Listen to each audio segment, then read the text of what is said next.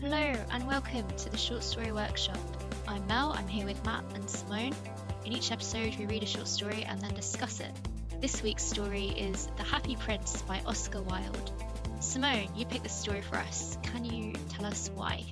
So, my parents read me this story when I was a kid, and it stayed with me and haunted me for about the next 20 odd years of my life. Until I suddenly, while looking for a story for this podcast, found it again, and I was like, oh my god, it's a story. And just because it stayed with me, I thought it was worth exploring. Okay, here is The Happy Prince by Oscar Wilde. High above the city, on a tall column, stood the statue of the Happy Prince. He was gilded all over with thin leaves of fine gold. For eyes he had 2 bright sapphires, and a large red ruby glowed on his sword hilt. He was very much admired indeed. "He is as beautiful as a weathercock," remarked one of the town councillors, who wished to gain a reputation for having artistic tastes. "Only not quite so useful," he added, fearing lest people should think him unpractical, which he really was not. "Why can't you be like the Happy Prince?" asked a sensible mother of her little boy who was crying for the moon. "The Happy Prince never dreams of crying for anything." "I am glad there is someone in the world who is quite happy," muttered a disappointed man as he gazed at the wonderful statue.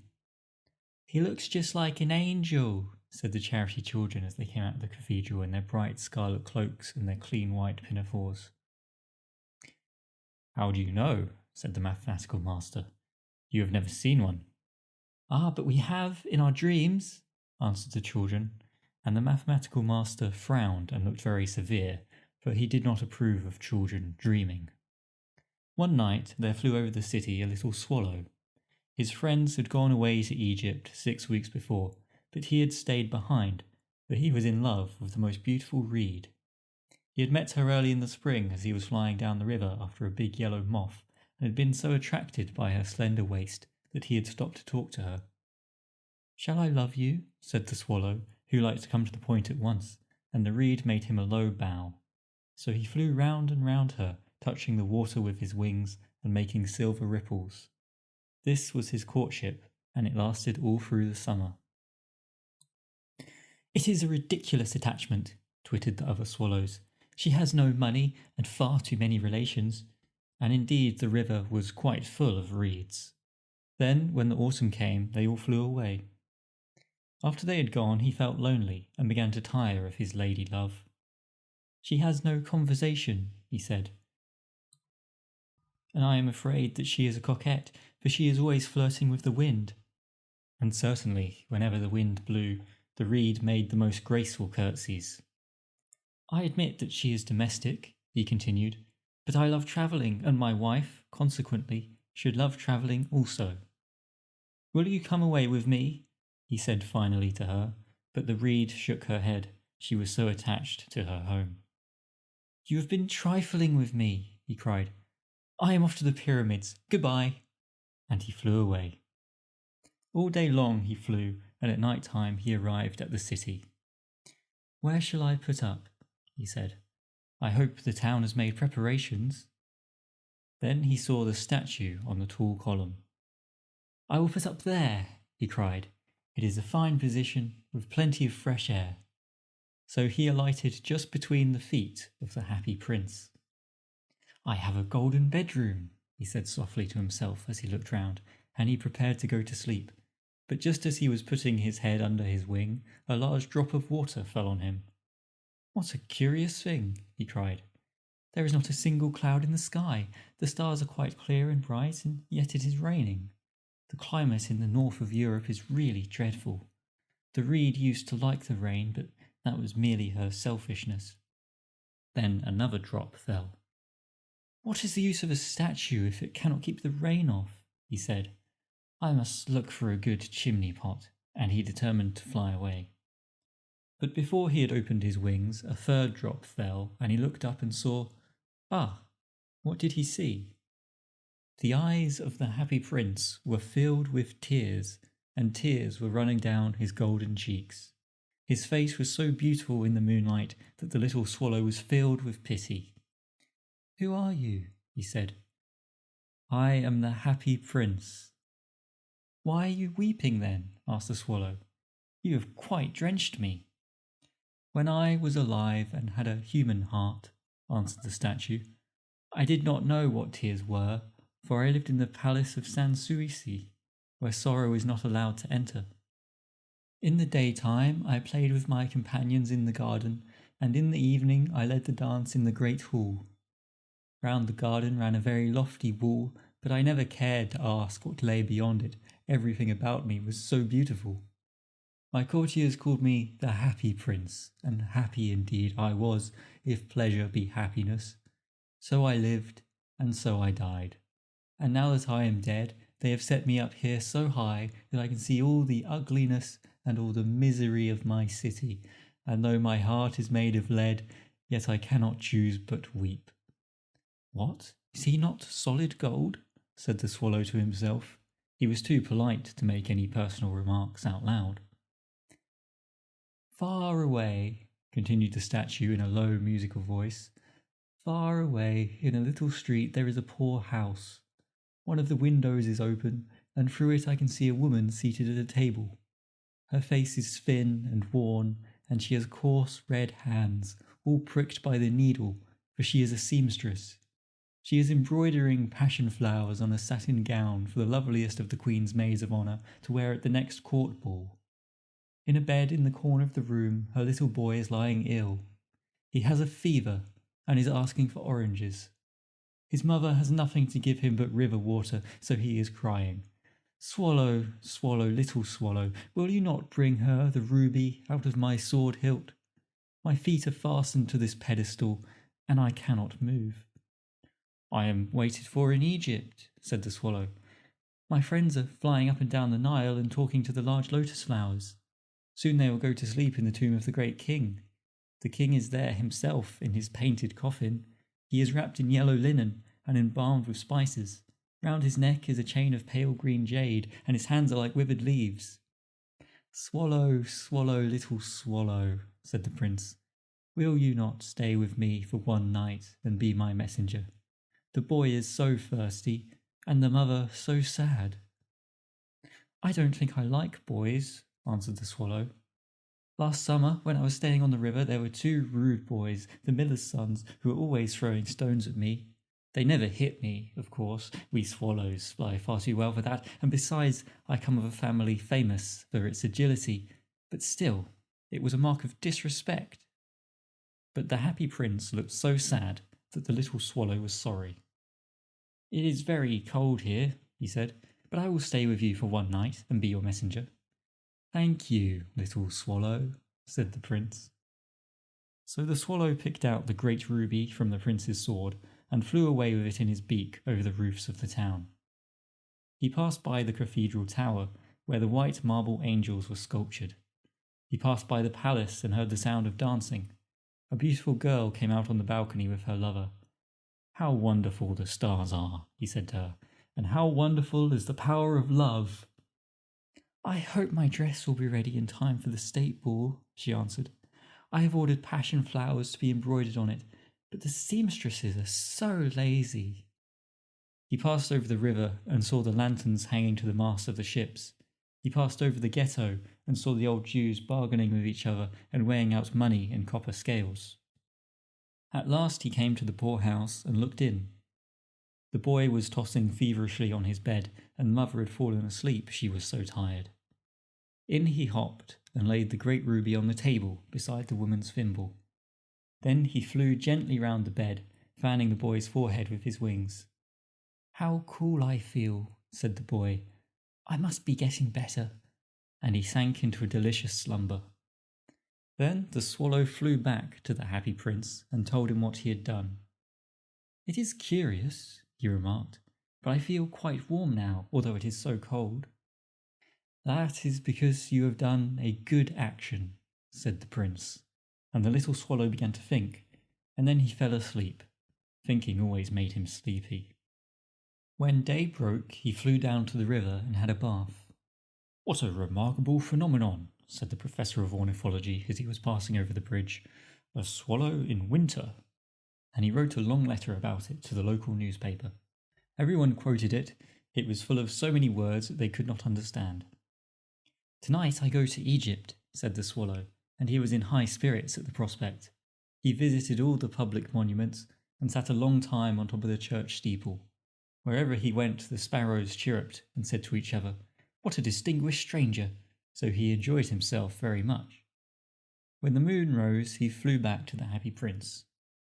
"Have you any commissions for Egypt?" he cried. "I am just starting."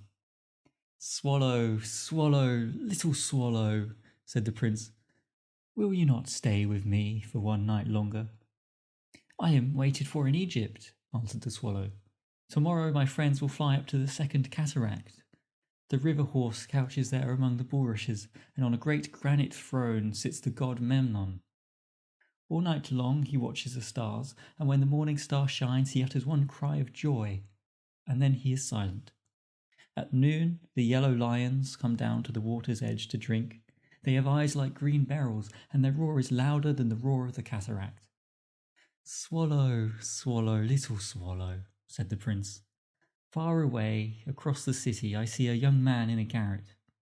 He is leaning over a desk covered with papers, and in a tumbler by his side there is a bunch of withered violets.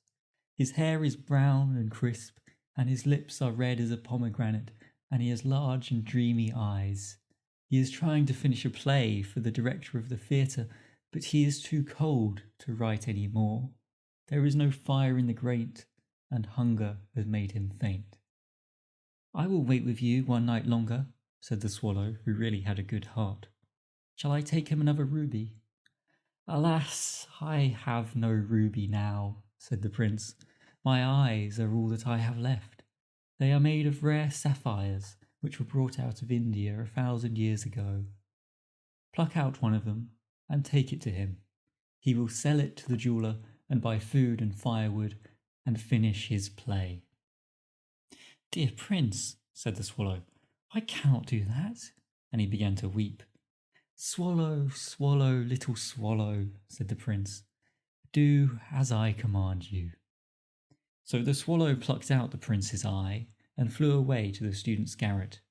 It was easy enough to get in, as there was a hole in the roof. Through this he darted and came into the room. The young man had his head buried in his hands, so he did not hear the flutter of the bird's wings, and when he looked up he found the beautiful sapphire lying on the withered violets. "I am beginning to be appreciated," he cried. "This is from some great admirer. Now I can finish my play," and he looked quite happy. The next day the swallow flew down to the harbour. He sat on the mast of a large vessel and watched the sailors hauling big chests out of the hold with ropes. "Heave ahoy!" they shouted as each chest came up. "I am going to Egypt!" cried the swallow, but nobody minded, and when the moon rose he flew back to the Happy Prince. "I am come to bid you goodbye," he cried. "Swallow, swallow, little swallow," said the prince, "will you not stay with me for one night longer?" "It is winter," answered the swallow, "and the chill snow will soon be here. In Egypt the sun is warm on the green palm trees, and the crocodiles lie in the mud and look lazily about them. My companions are building a nest in the temple of Baalbec, and the pink and white doves are watching them and cooing to each other. Dear prince, I must leave you, but I will never forget you, and next spring I will bring you back 2 beautiful jewels in place of those you have given away. The ruby shall be redder than a red rose, and the sapphire shall be as blue as the great sea." "In the square below," said the Happy Prince, "there stands a little match girl. She has let her matches fall in the gutter, and they are all spoiled. Her father will beat her if she does not bring home some money, and she is crying. She has no shoes or stockings, and her little head is bare. Pluck out my other eye and give it to her, and her father will not beat her." "I will stay with you one night longer," said the swallow, "but I cannot pluck out your eye. You would be quite blind then." "Swallow, swallow, little swallow," said the prince, "do as I command you." So he plucked out the prince's other eye and darted down with it. He swooped past the match girl and slipped the jewel into the palm of her hand. "What a lovely bit of glass!" cried the little girl, and she ran home laughing. Then the swallow came back to the prince. "You are blind now," he said, "so I will stay with you always." No, little swallow, said the poor prince. You must go away to Egypt. I will stay with you always, said the swallow, and he slept at the prince's feet. All the next day he sat on the prince's shoulder and told him stories of what he had seen in strange lands. He told him of the red ibises who stood in long rows on the banks of the Nile and catch goldfish in their beaks, of the Sphinx, who is as old as the world itself and lives in the desert and knows everything, of the merchants who walk slowly by the side of their camels and carry amber beads in their hands, of the king of the mountains of the moon, who is black as ebony and worships a large crystal, of the great green snake that sleeps in a palm tree and has 20 priests to feed it with honey cakes, and of the pygmies who sail over a big lake on large flat leaves and are always at war with the butterflies. Dear little swallow, said the prince, you tell me of marvellous things, but more marvellous than anything is the suffering of men and women. There is no mystery so great as misery. Fly over my city, little swallow, and tell me what you see there. So the swallow flew over the great city and saw the rich making merry in their beautiful houses, while the beggars were sitting at the gates. He flew into dark lanes and saw the white faces of starving children looking out listlessly at the black streets. Under the archway of a bridge, 2 little boys were lying in one another's arms to try and keep themselves warm. How hungry we are, they said. You must not lie here, shouted the watchman, and they wandered out into the rain. Then he flew back and told the prince what he had seen. I am covered with fine gold, said the prince. You must take it off, leaf by leaf, and give it to my poor. The living always think that gold can make them happy.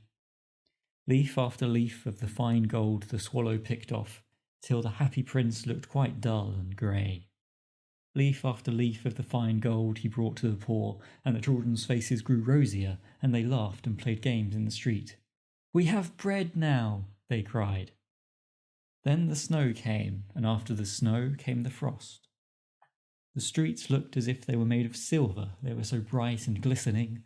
Long icicles like crystal daggers hung down from the eaves of the houses. Everybody went about in furs, and the little boys wore scarlet caps and skated on the ice. The poor little swallow grew colder and colder, but he would not leave the prince, he loved him too well. He picked up crumbs outside the baker's door when the baker was not looking, and tried to keep himself warm by flapping his wings. But at last he knew that he was going to die. He had just strength to fly up the prince's shoulder once more. Goodbye, dear prince, he murmured. Will you let me kiss your hand? I am glad that you are going to Egypt at last, little swallow, said the prince. You have stayed too long here, but you must kiss me on the lips, for I love you. It is not to Egypt that I am going, said the swallow. I am going to the house of death. Death is the brother of sleep, is he not? And he kissed the happy prince on the lips, and fell down dead at his feet. At that moment a curious crack sounded inside the statue, as if something had broken. The fact is that the leaden heart had snapped right in two. It certainly was a dreadfully hard frost. Early the next morning the mayor was walking in the square below in company with the town councillors. As they passed the column, he looked up at the statue. Dear me, how shabby the happy prince looks, he said. How shabby indeed, cried the town councillors, who always agreed with the mayor, and they went up to look at it. A ruby has fallen out of his sword, his eyes are gone, and he is golden no longer, said the mayor in fact. He is little better than a beggar. Little better than a beggar, said the town councillors. And here is actually a dead bird at his feet, continued the mayor. We must really issue a proclamation that birds are not to be allowed to die here. And the town clerk made a note of the suggestion. So they pulled down the statue of the happy prince. As he is no longer beautiful, he is no longer useful, said the art professor at the university. Then they melted the statue in a furnace, and the mayor held a meeting of the corporation to decide what was to be done with the metal. "We must have another statue, of course," he said, "and it shall be a statue of myself." "Of myself," said each of the town councillors, and they quarrelled. When I last heard of them, they were quarrelling still. "What a strange thing," said the overseer of the workmen at the foundry. "This broken lead heart will not melt in the furnace. We must throw it away." So they threw it on a dust heap where the dead swallow was also lying. "Bring me the two most precious things in the city," said God to one of his angels, and the angel brought him the leaden heart and the dead bird. "You have rightly chosen," said God, "for in my garden of paradise this little bird shall sing for evermore, and in my city of gold the happy prince shall praise me."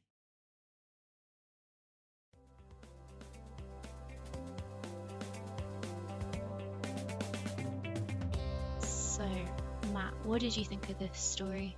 I feel quite conflicted about this story, honestly.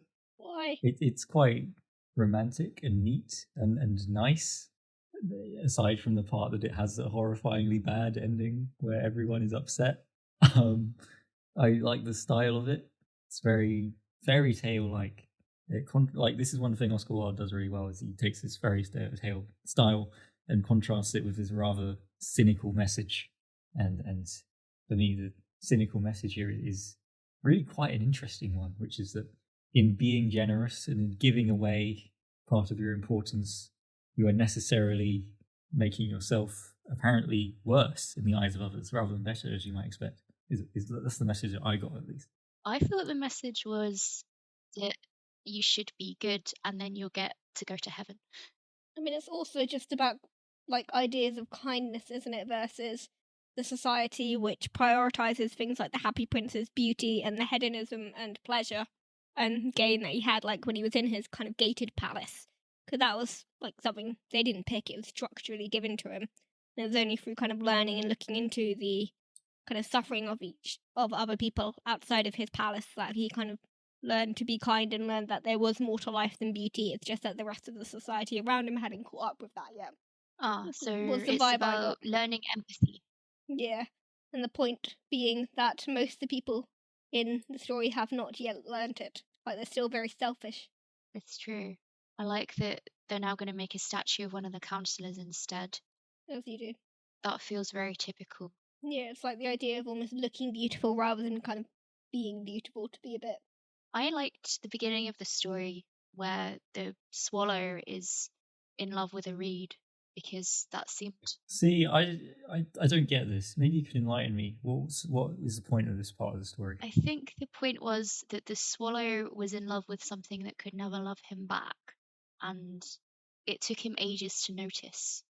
So he had kind of a tragic backstory. He'd had his heart broken before, and that's when he meets this statue who he then loves, falls in love. And is that then the metaphor that applies to the statue? Like, the statue loves the people will never love him back? Yeah. Yeah, The Happy Prince? could be. Because the reed was described as gold and the statue's gold. I guess it does make perfect sense. Mm-hmm. The idea of loving something for its beauty rather than its qualities, and I think in the end, the sparrow loves the prince for his qualities rather than the fact that he's shiny. Except, of course, both characters who actually learn this lesson end up dying tragically. Yeah, it got surprisingly dark at that point, is what I thought, because up until then, it's quite I guess apart from the swallow being shunned by the reed, it's quite like a nice story. Like, he has seen that there are bad things happening and they want to help, so they do. They actually do that, and they don't just kind of talk about it or say why they can't. They give away the prince's eyes and his ruby, and it's like they're punished. And I was like, what? Yeah, this is why it haunted me as a well- child. So sad. Yeah. I think, well, to start with, it's not really a happy story, because if it was truly a good world, the bad things would not be happening in the first place. And they go into quite a lot of detail about why the bad things that are happening to people are in fact very bad. It's not just, oh, someone's having a bit of a bad day. It's like they're living in poverty and it's like horrible. Yeah, Right. like the match girl who drops all her matches and she'll get beaten up if she doesn't bring any money. Exactly. Also, It's Oscar Wilde's story. He's not going to give you a happy ending. I know what this son of a bitch is like. Can you elaborate on that? I don't. I mean, we read The Star Child. It's also quite depressing, and I have a feeling this is quite a big part of his style. And fairy tales in general sometimes had quite dark endings, but especially his style was to end at least bittersweet, if not just outright cynical. Do you feel like he tries to soften it with the whole God says that these two are the most precious things in the city? I think I read that as authorial intent, like him saying, I, as the author, believe this statue, this bird, the prince and the swallow were absolutely right in the story, and so should you. And if you do not act like them, then you are unjust. Yeah. Okay. Like that's removing any interpretation from that was how I read it. Oscar Wilde is behind the Happy Prince and the Swallow. That makes sense.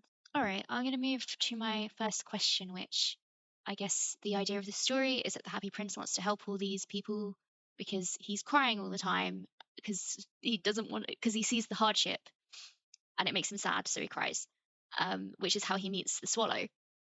When he's asking the swallow to do things like take his eyes away, I did think at one point maybe that's not an entirely selfless act, because once he doesn't have his eyes, he kind of says to the swallow, oh, you can go now.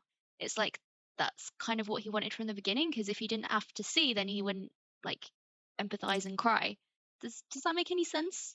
Yeah, but then he also asked the swallow to tell him stories about what's going on in his city. So if he actually just didn't want to know about it, he wouldn't ask. Yes. That is true. He does do that. Yes. That's after after he loses his eyes, right? He says what's going on because he can't see anymore. Mm. But you're right. Maybe that is just he had a change of heart or something when he saw that the swallow wasn't leaving, because surely the prince knows that the swallow has to leave or it's going to get cold and die. You know, I just said maybe he was originally trying to get rid of his eyes under the guise of kindness, like Mel's suggesting. But then when he sees that the swallow is sticking around, he's inspired perhaps by the generosity. Yeah, so maybe like the swallow makes him want to be better. That's quite a romantic idea.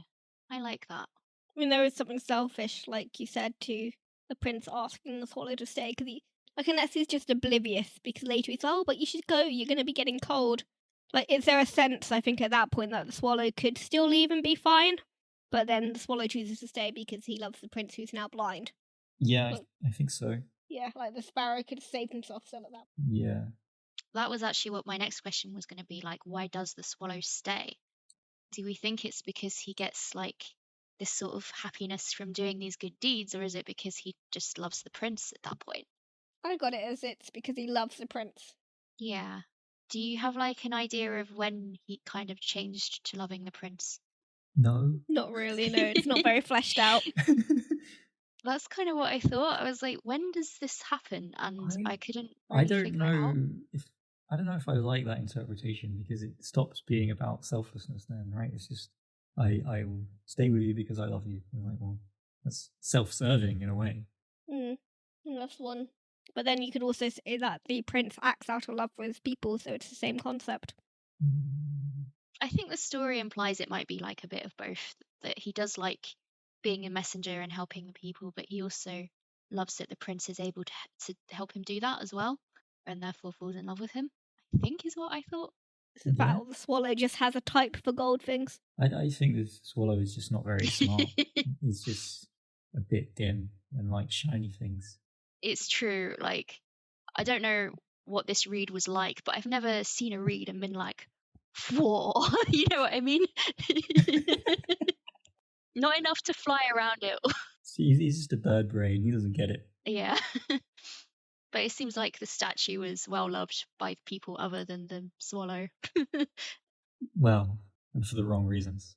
Yeah, they love him because he looks beautiful. I do think I found it quite interesting, the line about near the start where they say, oh, we love this happy prince. I'm so happy there's someone who's happy in the world. That's a really interesting thought, especially when you apply that to people who are like wealthy now, like celebrities. Is that how we feel about celebrities? We think, oh, they have so much money, living crazy lives. I think that We do think that about some of them, but there's also a lot of cruel things said about the rich and famous. It's a very strange mixture. It's like they're both loved and hated.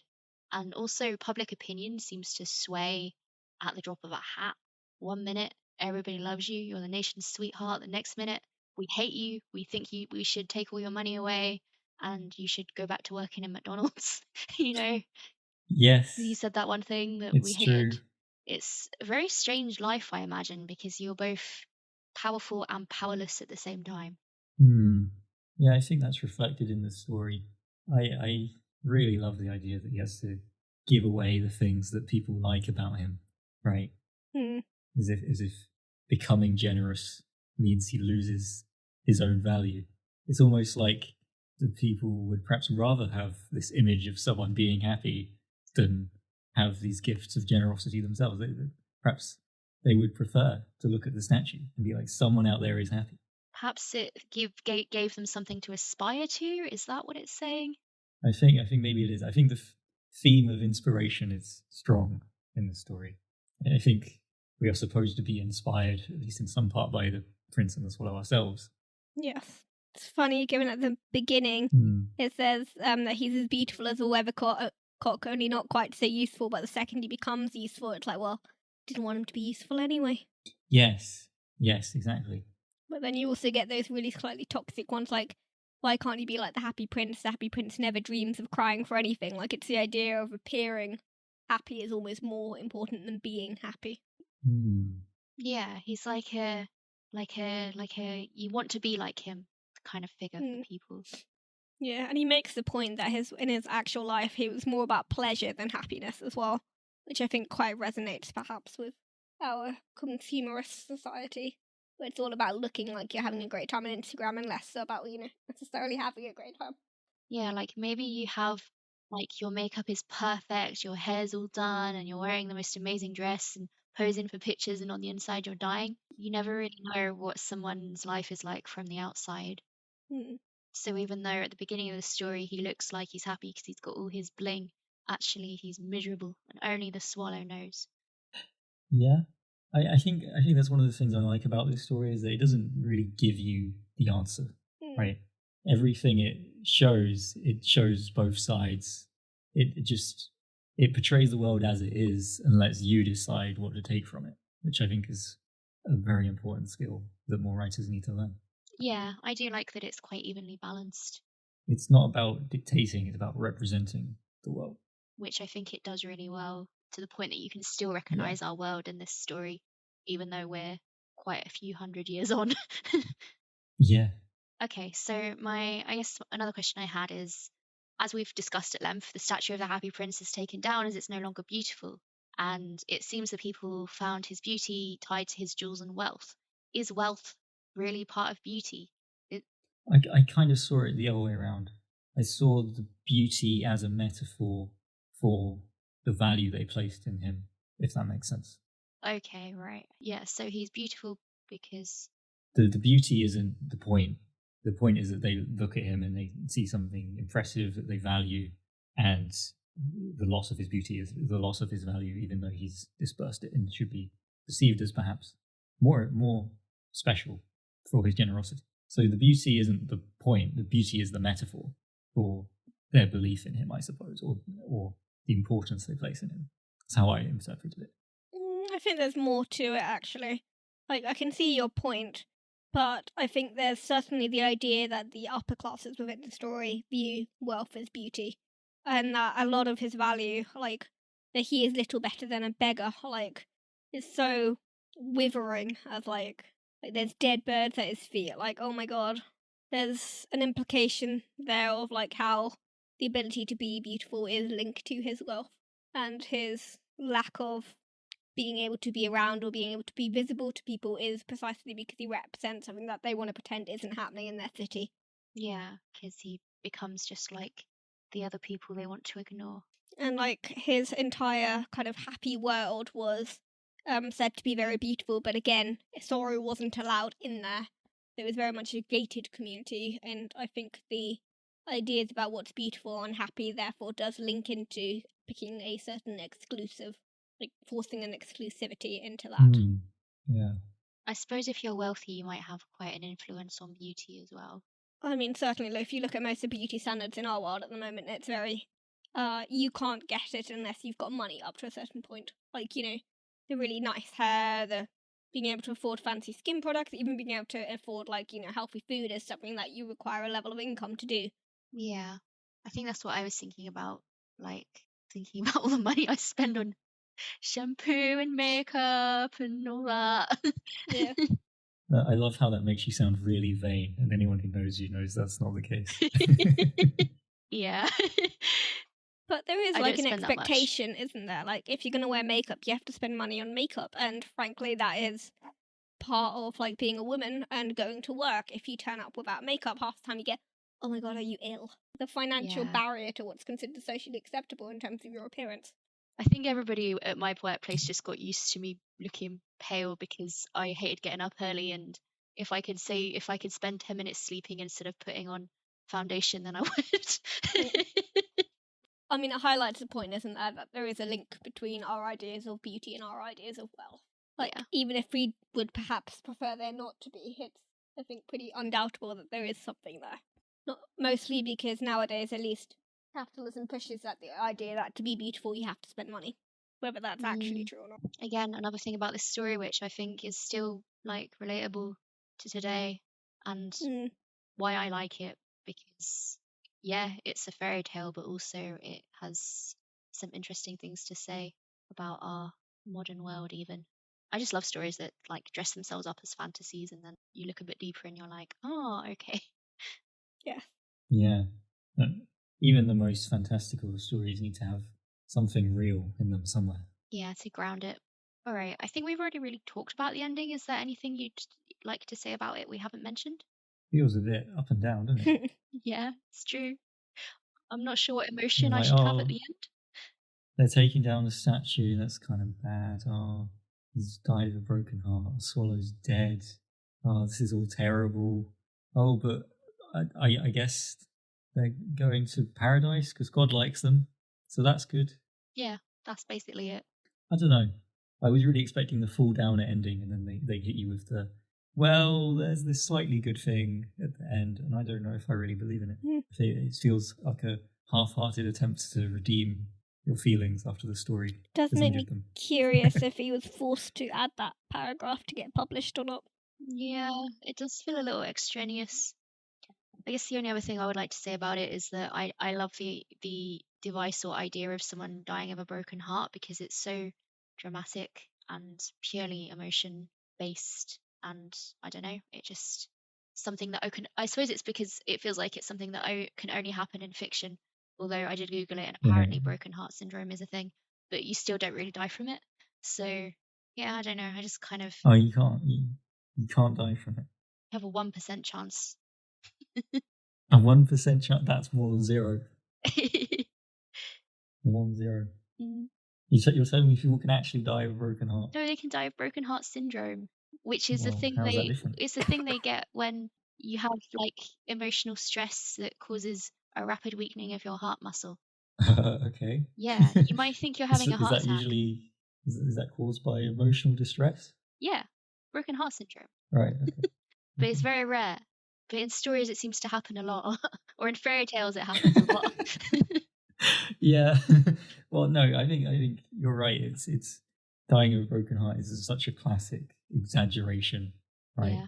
I think that's why it's, I don't know, maybe so prevalent, is because it's a lot of things in fiction, the ones that go down well and stick with us, are just exaggerations of real life. I think it does feel like someone has died when you have a broken heart and your relationship ends. Like, not as bad, obviously, because they're not dead, but in a sense, it does feel like someone's died because you'll probably never see them. You'll never see them again, right? I mean, you'll never see them in the same way if you do see them again. And sometimes people get rid of all their gifts and like photos and all of that kind of stuff. Anyway, that was my final thought on the ending. All right. Thank you for listening. Please leave a comment on our website, theshortstoryworkshop.com, to let us know what you thought. You can also find all our previous short stories and episodes. We'll be back with another story next week. Goodbye.